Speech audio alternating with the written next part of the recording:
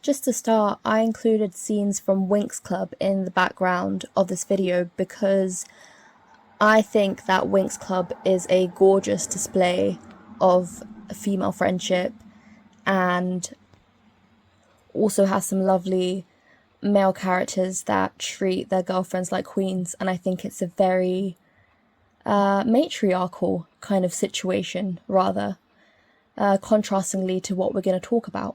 I do think it really embodies the beauty and the power that can come with healing a society with the feminine energy.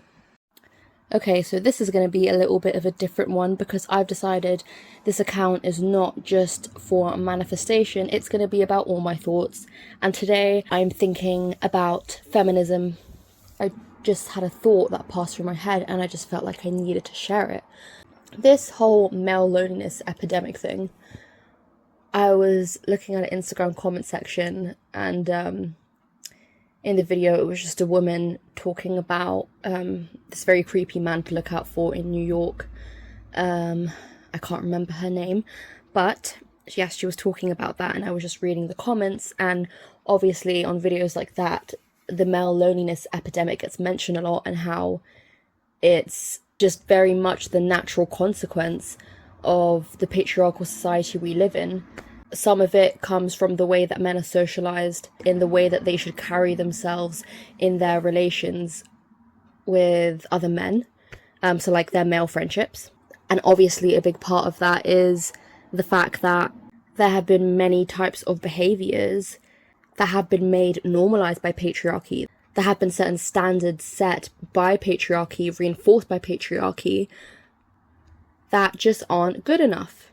And so the thought that I basically just had, like half an hour ago or so, is that making these men that are not reaching up to the right standard, making these particular type of men lonely, is actually an act of love. And I think for many of us, when we hear that thought, that probably is just going to click and make sense straight away. But I would like to explain it to maybe whoever doesn't quite get what I mean by that straight away. We are not leaving men alone. We're just setting a higher standard for them. We're telling them respectfully that we expect better from you and we need to see better from you. You're not going to get rewarded for bad behaviour. And while that bad behaviour is there, we are going to remove ourselves from that situation. Because first of all, that is an act of self-love for any woman or man or whoever who may be in a man's life that is practicing those behaviours that are being reinforced by patriarchy. And alongside it being an act of self-love, whether or not when we set those standards, we are feeling loving feelings in mind, we probably just feel very frustrated and angry. I think the thing that underlies us setting that standard is love. It's choosing to choose love. It's choosing to not feed bad behaviours that are not driven by love because we are trying to live in a way that serves love. I believe to have high standards and to have boundaries and to hold high expectations, when you do all of those things, that is you choosing to live by love. It's sort of like tough love, putting a standard out there that no, I'm not going to falter. It doesn't matter what you say, it doesn't matter what you do, until you do the right thing, you are not going to get rewarded for it. And I think it's important to discuss this because I think that for a lot of people, especially the men themselves that are lonely, the concept of the male loneliness epidemic has been seen as something that is cruel. And whilst, if we're looking on the side of things where, part of the male loneliness epidemic is caused by the way that they are socialized by patriarchy in their male friendships, then yes, it's definitely something that, is a sad and difficult thing and isn't what anyone deserves in a friendship. But we need to remember that in life, the work always starts inner first.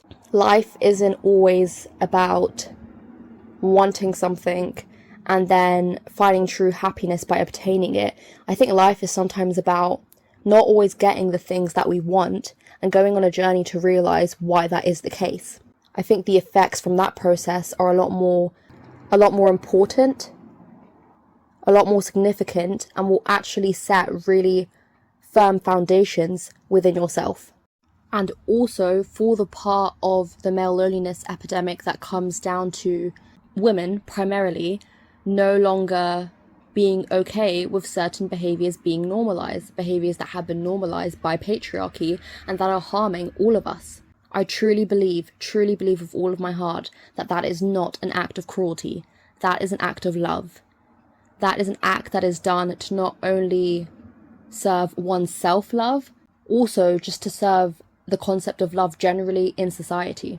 I think there's a misconception that we have in society a lot, whether it be in the form of relationships or in family or just in generally life, that love is about pouring ourselves out endlessly and fighting and basically almost just killing ourselves in the process of keeping and obtaining love.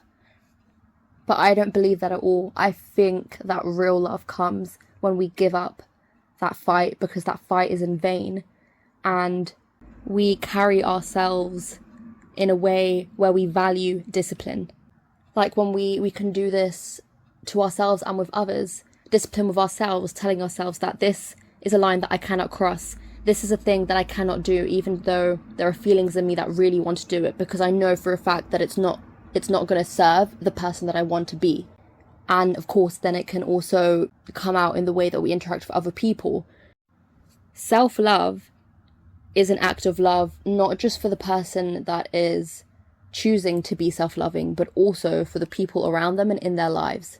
It culminates and nurtures and creates an environment that love can actually thrive within. Love is not going to thrive when we are caving in and just allowing patriarchal values and norms to remain supreme, when we cave in and allow those things to stay the way that they are, because it's easier. It can be easier sometimes to not dismantle the system, to not look into all of the layers of how a lot of the ways in which society is living isn't the right way to do it, because it can be overwhelming.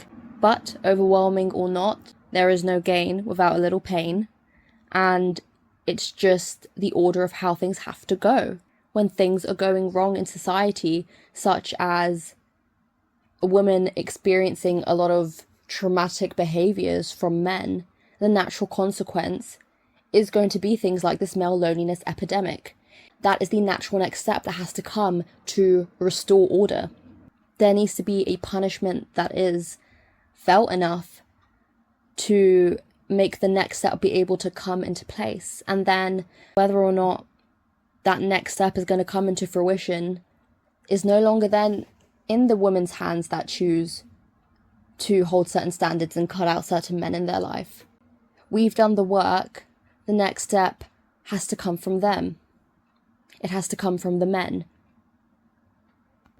I hope this has made you feel something good, something cathartic, hopeful, validating, whatever it may be.